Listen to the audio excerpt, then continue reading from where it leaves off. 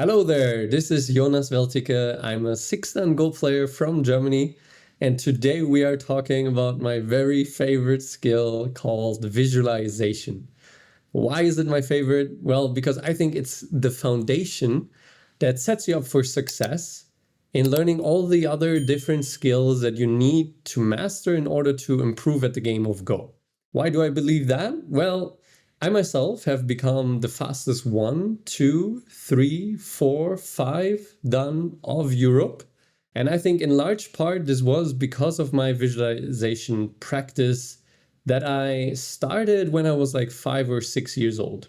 Apart from that, obviously also hard work was very important, but everyone who's trying to become so strong so quickly has hard work. So I think the differentiating factor in me being faster than everyone else was that I had a very, very big visualization practice from a young age. What did it also help me with? Well, the last 8 years, I've been the #1 player in Germany. And I think that's also because of my visual abilities, which help me in the kind of games that I really enjoy, which are do or die kind of games. So I really like to go for these variations in which you go for the kill or you end up dying yourself. I really love those games, and for those, it's very important to have accurate reading, which visualization helps with a lot. Another thing I achieved last year was that I managed to break the world record in simultaneous one color Go games. And so I played against 12 people with one color. And for that, to keep all those positions in your head and everything, of course, also visualization is completely necessary to train. And so in this video, you will learn how to go step by step from wherever you are to having better images in your head that will help you to learn faster and to keep important ideas in your head longer. So at the basic level, visualization helps us to have a more stable image in our head, like in a Go variation, where we try to not lose track of the moves played and the moves not played, right? But at the advanced level, we can even understand the algorithms in our head that make up our behavioral patterns. And we can also understand how to change them or how to set up our own automatic processes for behavior that we actually want. We can also use visualization to create something that is called a mind palace by memory experts to store information geographically so that you can basically keep any information that is important to you forever. But we are not going to talk about those things in this video. Maybe this will come in a future course if you really like this video. But now we should get into how do we do visualization? How do we do it? What is it? And how do we train it? Okay. So for that, we're going to go into our first example. We're going to try to memorize this position. Memorization, keeping an image, creating an image, those are some of the main techniques basically that you do to learn visualization. And so in this instance, we have the position and we don't try to read or whatever. We just try to memorize all the positions of each of the stones. And this might be a very easy problem for you. And you immediately, like if you close your eyes, the whole position is still there. You have it memorized for the next 10 years, no problem. I will ask you next year at the Congress if you still have it easy peasy. Maybe that's you. Probably not that extreme, but hey. The other extreme might be that you're like, what is a mental image? Like, what are you talking about? What's going on? And that's also totally normal. If you are more in the direction of the second group, I would really recommend to start small as you can. So basically start with that one stone on the bottom right and just keep that in your mind. And what I mean by that is basically keep in mind where it is. Like, it's at the bottom right. Okay, that's already a good information point, right? It's at the bottom right. It's one intersection above the edge of the bottom right. Oh, okay, great. Then maybe another information point is on the left side of it, there's a white stone. On top of it, there's an empty space. La la la, right? So basically fill the first set of information that you had, which is there's a black stone somewhere in the right side or something. Fill that with more information. Not necessarily like it's difficult for me to explain it in this wordly manner because it's more it's not about like phrasing these things out that I was just talking about. It's more about expanding your image in your mind slowly and like shifting focus from the stone itself to below it, to above it, to beside it, and by that create an image. Okay, so this was example number 1 for you to just get a feel for it. For the next exercise, I'm going to give you a timer, but before I'm going to give you a few small tips on how to do this properly in my view. So one of the important techniques is closing your eyes, opening your eyes.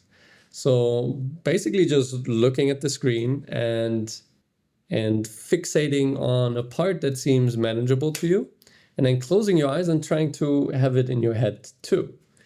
Don't try to take in the whole image immediately. That might be too difficult. If you can manage, do it, but I'm just saying.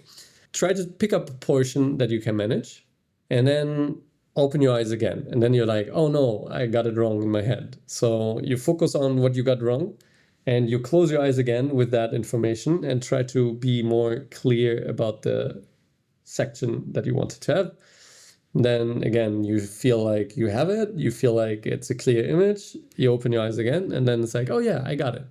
Then you go on for the rest and try to pick up the pieces that are left until you have the full image. Let's try this one. And so I'm gonna give you 10 seconds. If you need longer, just pause the video.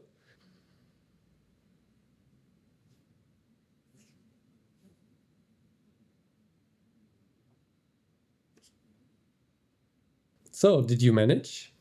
We have one last problem, and that might be more difficult to some, more easy to others, because it's a bit more of a normal position in a way, or there's at least more stones, so you can use more pattern recognition, like that stone is connected, that's a Keima, that's Atari, that's like da-da-da, to solve it. But I'm gonna give you one tip if it feels too easy for you, is not to use those shortcuts. So basically when we try to learn visualization, we try to isolate the muscle that is specifically training us to have a mental image. And pattern recognition is actually like a crutch. It's helpful to find the right solution in a Tsumigo or to memorize this position. But if you want to become better at maintaining images and transforming them, etc., then it's actually better if you are able to do it even without using pattern recognition. So that's what I'm gonna give you as a tip for those for whom it may be too easy. And last technique I would give you for today to not overwhelm you. So we have open your eyes, close your eyes. We have kind of like expanding from an island of a move or group, right? Where you go up or left or down or whatever to expand the image slowly.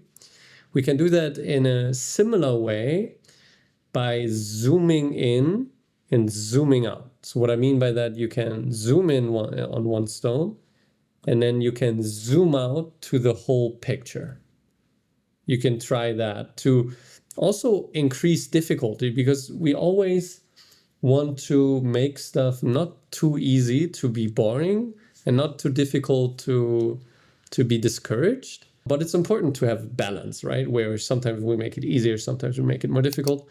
And so zooming in and zooming out is good for keeping that balance. It's also good to locate things in relationship to one another, which is obviously very helpful as an ability when we try to get better at this. So we have open your eyes, close your eyes, expand from an island, and we have zoom in, zoom out. And I wish you good luck with these 3 techniques to solve problem number 3. Again, you get this time 15 seconds.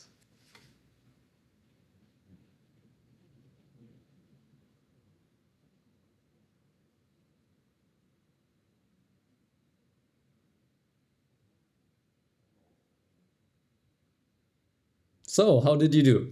This, of course, was more challenging than the ones before, especially at 15 seconds. It's not likely that many of you managed to get everything, so that's totally fine. Don't be flustered by it at all. Like, I don't know if I could do this in 15 seconds. So maybe we'll edit it and have more than 15 seconds, and I'm talking random stuff right now. But the important part is to train. So you don't need to be perfect immediately when you train something new. It's just important to train the ability, right? And so this is the way you do it. And there's an important piece of advice that I want to give to you for learning this kind of very like wish-washy kind of skill, right? It's not hitting a nail into a wood plank, right? Where you train it, you do it, you have a result, you can do it now. It's much more, it's in your head, right? So it's difficult to show other people. It's even difficult to show yourself. With these kind of skills, it's important not to discourage ourselves when we try to make a plan of training something like this. I would really recommend to go easy. So basically, you've never done this before, probably.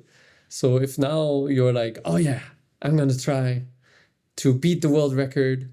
I'm going to do 10 visualization practice hours every day. That's going to be very unlikely. Like if you are extremely compelled to do it, hey, by no means, like go for it. But it's unlikely you're going to stick by it. And it's much more probable that you have a long, sustainable practice that you can do for more months or even years to improve. If you give yourself a goal that is closer to your current state, which is you never do visualization, right? So it could be something like, okay, in my next Go games, I'm going to try like 2 or 3 times in the next 3 games, so 1 time per game, something like that, to close my eyes at some point and look at some position in my head instead of with my eyes open. Or I'm going to read even with my eyes closed instead of my eyes open. Or I'm going to do the visualization exercises that are in the description. Whatever it is, go easy. And then if you go easy, there's basically 3 reasons why people don't do what they want to do. So if you now are compelled to like try this and see where it goes, there's 3 reasons why you might not end up doing it. So one reason might be you give yourself too high of an expectation, like 10 hours per day of visualization now. The other might be that you don't have a clear goal, like a long-term goal that the day-by-day step is connected with. So basically it's good if you, for example, for me, when I do my visualization practice, I think about the next world record that I'm trying to beat. So basically I don't want to be stuck on 12 games. I want to do 20 next time. And 20 is going to be a lot harder than 12.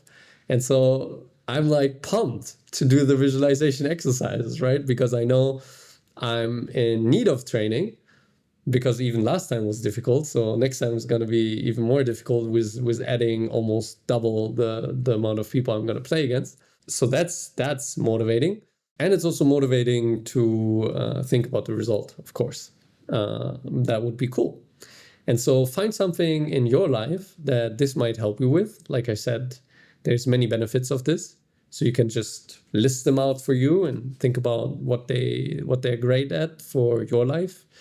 And if you don't find anything, then don't do it. Like I'm not going to force anyone, right? Just if you feel like, oh yeah, this is an interesting practice and yeah, I can see how this might help me in this or this way, then great. Try it, but don't expect too much of yourself and don't Don't go without a goal in mind for the future. And the last thing is, most importantly, be grateful. Like, it's very easy to not give yourself any credit when you're starting something new, because you look foolish to yourself and maybe even to other people. But typically the most important thing is how we look to ourselves, right? And so if you look foolish to yourself, like, oh, this should be so easy and I cannot do it, oh my God, stop right there. Focus on the things that you do better from day to day instead. Like, when you do something like this that is new, typically there's also a lot of things that you're learning. So if you focus on, oh my God, there's still so much missing, that's one way of doing it, but you're going to be miserable. Instead, you could also focus on, oh my God, I already did like these 10 steps that were difficult for me, and they might look foolish to other people, but hey, actually they were difficult for me, so I should be proud that I did something that was difficult for me. Like for me, reading 5 pages a day at some point was very difficult. And so I was very proud of myself. I couldn't tell many other people how amazing of a feat I did, but I accepted that I was at this point in my journey with this specific skill that I wanted to get better at, because I felt like it was gonna contribute to my life and to my future goals in some way. And so I was grateful. And so I want you to be grateful too. So last thing I want to share with you before I let you go is be curious. Like, probably many of you, I've met many people over my lifetime as a player or as a coach that felt like they cannot read or cannot learn to read, cannot visualize or cannot learn to visualize. And the most important thing is not necessarily that you believe me that you can do it, that you can learn it, but at least be curious. At least be curious that maybe you could. Maybe you could train it and you would actually get better if you stick by it, and if you don't underestimate what you can achieve long term, and you don't overestimate what you can achieve today and tomorrow by saying, okay, I'm going to do 10 hours. So basically, identify how it's going to be good for you, and then think about how much you can do a day. And then maybe you can come up with like an hour, and then you halve that. That's what I do even personally. Like I think about how much do I want to do this specific thing, and then I'm like, oh yeah, maybe 2 hours a week or 3 hours or whatever. And then I'm like, okay, so probably 1 hour. I do that with my students too. Typically, whatever you come up, whatever the number is that you come up with for a week or a month or whatever, that you want to do a specific thing, half it, and that way it becomes manageable typically. And have fun in your head, like really closing your eyes. It can be such a beautiful, calm space. And in that space, you can learn to appreciate the beautiful game of Go even so much more. So I wish you good luck. This is Go Magic. By the way, you can also watch these lessons on our platform, gomagic.org. Except there, you'll watch them with interactive quizzes right within the lessons and practical exercises right after them. And if you enjoy watching these Go videos and you don't want to miss others like this one, go smash that like button, subscribe to our YouTube channel, and this is Go Magic.